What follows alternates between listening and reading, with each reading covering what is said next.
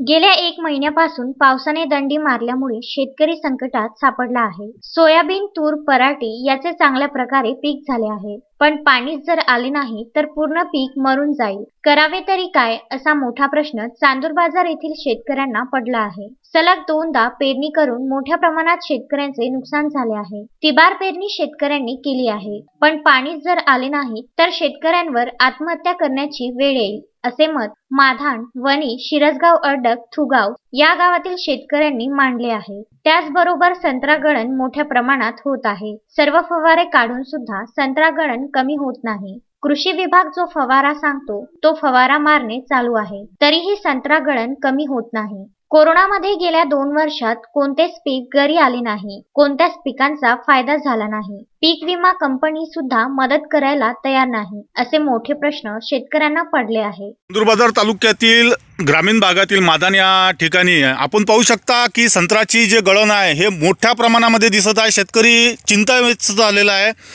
काही शेतकरी काय करा याचा प्रश्न शेतकऱ्याला पडलेला आहे. आपण पाहू शकता हे संत्र्याची गळण या ठिकाणी या भागामध्ये खूप सारी दिसायला आपल्याला दिसून आलेली आहे.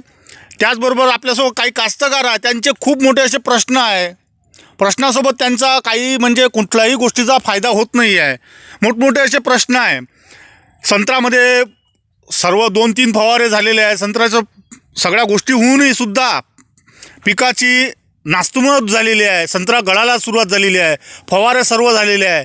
सर्व गोष्टी होऊनसुद्धा शेतकऱ्याचे मनोबल खचलेले आहे. सुयोग गोरले, विदर्भ न्यूज, चांदूर बाजार.